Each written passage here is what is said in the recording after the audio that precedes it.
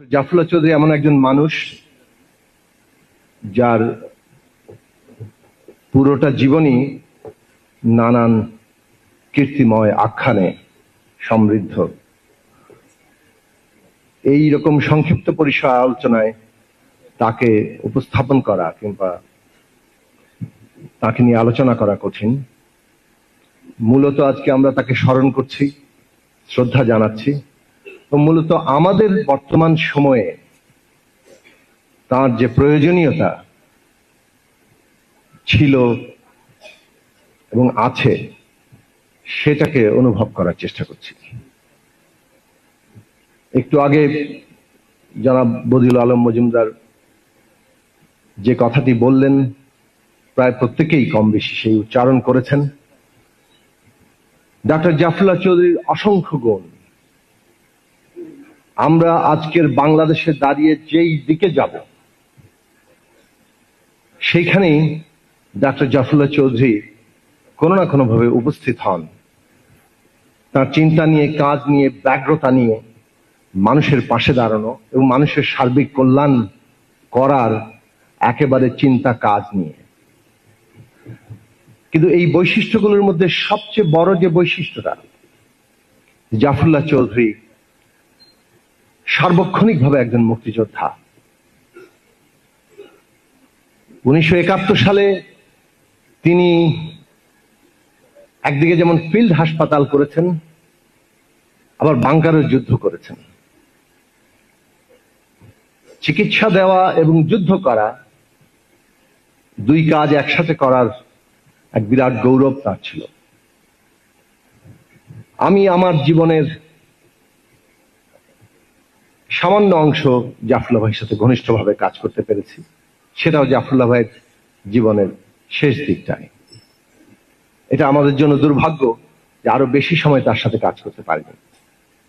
কিন্তু বলা চলে যে 4 বছর কিংবা আরো ঘনিষ্ঠভাবে 3 বছর আমি তার সাথে কাজ করেছি। ওই 3 বছর প্রতিটি দিন, প্রতিটি মুহূর্ত আমি দেখেছি যে একটা মানুষ হয় ওই ফিল্ড হাসপাতালেই আছেন, না হয় বোধহয় কোনো বাংকারে আছেন। সেই যুদ্ধের উত্তেজনা নিয়ে তিনি প্রতিটি মুহূর্ত কাটান, যার ফলে 2 ঘন্টার নোটিসে ঢাকার বাইরে যেতে হবে এটা উনি কার্যকর করাতে পারেন। সেই উত্তেজনা, সেই অনুপ্রেরণা উনি ছড়াতে পারেন। জাফরুল্লাহ চৌধুরীর আজকে আমাদের মাঝে শারীরিকভাবে নেই, কিন্তু বাংলাদেশের সবগুলো ঘটনা আছে যে প্রত্যেকটি ঘটনায় তিনি দাঁড়াতেন। বাংলাদেশের জাফরুল্লাহ চৌধুরী ওই অর্থে যাদেরকে বুদ্ধিজীবী বলে, সেইভাবে বুদ্ধিজীবী আকারে উনি নিজের পরিচয় দাঁড় করাননি। কিন্তু বুদ্ধিজীবীটা কাকে বলে? একটা সমাজে যাদেরকে আমরা সিভিল সমাজ বলি, সেটা কাকে বলে? উনি রাজনৈতিক নেতা হতে চাননি, এমনকি ক্ষমতায়ও যেতে চাননি। শেখ মুজিবুর রহমান যিনি বঙ্গবন্ধু উপাধি পেয়েছিলেন, তার মন্ত্রিসভায় তাকে মন্ত্রী হতে বলেছিলেন। রাষ্ট্রপতি জিয়াউর রহমান তাকে মন্ত্রী হতে বলেছিলেন। জেনারেল এরশাদ তাকে মন্ত্রী হতে বলেছিলেন। তিনি অত্যন্ত বিনয়ের সাথে সেটা প্রত্যাখ্যান করেছেন। উনি ওনার কাজের জায়গা জানতেন। কিন্তু এই যে নিজের কাজের পরিসরে, যাকে আমরা সিভিল সমাজ বলি, সেই জায়গায় থেকেই এই যে বুদ্ধিজীবিতা, এই যে সমাজের প্রয়োজনে নিজে দাঁড়ানো, ক্ষমতাকে চ্যালেঞ্জ করা, এইটা তিনি প্রতিদিন আমাদের সামনে দৃষ্টান্ত হিসেবে রেখেছেন। আজকের বাংলাদেশকে যদি ঘুরে দাঁড়াতে হয়, আমরা যদি প্রত্যেকেই মনে করি দেশটা বিপদের মধ্যে আছে এবং এই দেশটাকে আমাদের রাইট ডিরেকশনে নিতে হবে, তাহলে জাফরুল্লাহ চৌধুরী আমাদের সামনে ওই মেরুদণ্ড, ওই আত্মমর্যাদাবোধ এবং ওই ক্ষমতাকে চ্যালেঞ্জ করার দুঃসাহস, সেইটা দাঁড় করিয়ে দিয়েছেন, যেটা আমাদের দেখানো সামনে আমরা যে পথে হাঁটতে পারি এবং যে পথে হাঁটলে বাংলাদেশটা হয়তো রক্ষা পাবে। জাফরুল্লাহ ভাইয়ের দৃষ্টিকোণ ছিল গণমানুষের পক্ষে থাকো। নিজেকে তিনি অন্যের মধ্যে প্রকাশিত দেখেছেন, যার ফলে কি ব্যক্তিগত সম্পত্তি এবং কি যে কোনো ধরনের কাজ, সেইটা অন্যের মধ্যে সমষ্টির স্বার্থে এবং সর্বোপরি গণমানুষের স্বার্থে শ্রেণী কখনো তিনি ভুলতেন না। এবং সেই কারণে তার দৃষ্টিকোণটা ছিল গণতান্ত্রিক ব্যবস্থা কায়েম করতে হবে, কিন্তু সেই গণতান্ত্রিক ব্যবস্থার মধ্যেও যাতে গণমানুষের স্বার্থটা থাকে।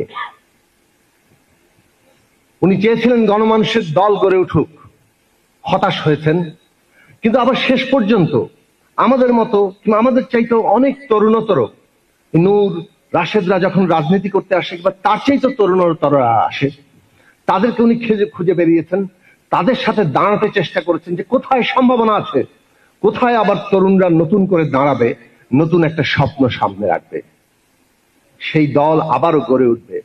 একদিনের জন্য হতাশ হতে দেখিনি যে দলটা আবার দাঁড়াবে, কিন্তু তার মানে এই নয় যে তিনি ওখানে আবার করেছিলেন। এই দেশে একটা গণতান্ত্রিক ব্যবস্থা যদি না আসে, এইরকম একদলীয় ফ্যাসিস্ট ব্যবস্থা যারা নিজেদের গদি রক্ষার জীবন রক্ষাকে একাকার করে পুরো দেশের জমিদারি কায়েম করেছে, তাদের হাত থেকেই যদি আজকে গণতান্ত্রিক ব্যবস্থা না নেওয়া যায়, তাহলে দেশটা বিপদের মধ্যে পড়বে। এবং সেই কারণে জাফরুল্লাহ ভাই সমস্ত বিরোধী দলকে সংগঠিত করতে চেয়েছেন, এমনকি আওয়ামী লীগের কাছে ছুটে গিয়েছেন যে এইখানে একটা সমঝোতা দরকার, এইখানে একটা নতুন রাজনৈতিক ব্যবস্থা দরকার, যার মধ্যে প্রতিদ্বন্দ্বিতা সত্ত্বেও আমরা একসাথে থাকতে পারবো। এই গণতান্ত্রিক ব্যবস্থার প্রয়োজন তিনি বোধ করেছেন বলেই কোন রাজনৈতিক নেতার চাইতে কম সক্রিয়ভাবে বাংলাদেশের রাজনৈতিক পরিবর্তনে, বিশেষত এই ফ্যাসিস্ট কালে 2014 সালের পর থেকে তিনি সক্রিয় কম ছিলেন না, চেষ্টা করেছেন। কিন্তু ওর মধ্যেও কিভাবে একটা গণতান্ত্রিক কাঠামো গড়ে উঠতে পারে, কিভাবে ক্ষমতার বিকেন্দ্রীকরণ হতে পারে, ক্ষমতার বিকেন্দ্রীকরণ না হলে ক্ষমতার ভারসাম্য আসবে না, আর তা না হলে জবাবদিহিতা আসবে না, গণমানুষের স্বার্থ রক্ষা করা যাবে না। প্রত্যেকটি প্রশ্নে তিনি এক মুহূর্তের জন্য ভুলেননি। কর্মসূচিগুলোতে ওই সুচারুভাবে ওই জায়গাটাকে খেয়াল রাখা।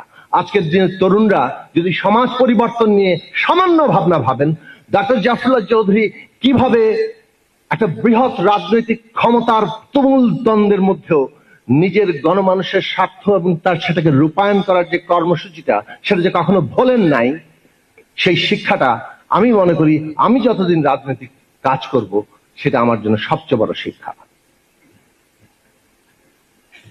গণস্বাস্থ্য কেন্দ্র তিনি গড়ে তুলেছেন, মনে হবে এটা স্বাস্থ্যের কাজ, কিন্তু ওইখানেও তিনি মুক্তিযোদ্ধা। ওইখানেও তিনি কেবল একটা প্রতিষ্ঠান করছেন তা না, পুরো রাষ্ট্র কিংবা তার যে নীতি সেইটা বদলানোটা তিনি জরুরি মনে করেছেন। ফলে তিনি আসলে দৃষ্টান্ত তৈরি করতেন, যাতে করে ব্যবহারিক দিক থেকে তার সমাধান করে বলা যায় যে এটা রাষ্ট্রীয় নীতি হওয়া সম্ভব। এই যে শিক্ষার্থীরা বাংলাদেশে, শিক্ষার যে ভয়ঙ্কর রকম এখন বাণিজ্যিকীকরণ ঘটেছে, জাফরুল্লাহ ভাই একটা বিশ্ববিদ্যালয় প্রতিষ্ঠার সাথে নিজেকে যুক্ত করেছেন এবং ওইখানে ছাত্ররা যাতে শিক্ষা লোন নিয়ে পড়তে পারে, বাংলাদেশে এটা তিনি বাস্তবায়ন করে দেখাচ্ছেন। কতটা কার্যকরী আছে সেটা একটা আলাদা প্রশ্ন, কিন্তু এটা সম্ভব। আমি এরকম অসংখ্য ক্ষেত্র দেখব যে কাজগুলোতে মনে হবে তিনি বোধহয় একজন মানুষকে উপকার করছেন, তিনি একজন ডায়ালিসিস রোগীকে উপকার করতে পারেন, কিন্তু জাফরুল্লাহ ভাই একজন ডায়ালিসিস রোগীর উপকার করাটাকে নিজের প্রধান কাজ মনে করেননি। উনি ডায়ালিসিস সেন্টার করার কথা ভেবেছেন এবং উনি ভেবেছেন কম দামে ডায়ালিসিস দেওয়া সম্ভব এবং সারা বাংলাদেশের রাষ্ট্র কিংবা যে কোনো সরকারের সেই দায়িত্বটা গ্রহণ করা দরকার। বাংলাদেশে এইরকম একটি মানুষ যিনি তার প্রত্যেকটি কাজকে প্র্যাগম্যাটিক্যালি দেখেন, আবার একই সাথে তাকে নীতির দিক থেকে, বৃহত্তর মানুষের কল্যাণের নীতির দিক থেকে তাকে রূপায়ণ করার ক্ষমতা রাখেন। এই মানুষটা আমাদের সংগ্রামে, আমাদের চিন্তায় প্রতি মুহূর্তে এমন ভাবে প্রাসঙ্গিক, যে প্রতিদিন আমি তাকে নতুন করে উপলব্ধি করি। আপনাদের সবাইকে ধন্যবাদ আজকে এই আলোচনায় আসার জন্য। এখানে আমাদের আরো সম্মানিত বক্তারা বক্তব্য রাখবেন এবং এই আয়োজনের যত ত্রুটি সেটা আপনারা ক্ষমা সুন্দর দৃষ্টিতে দেখবেন।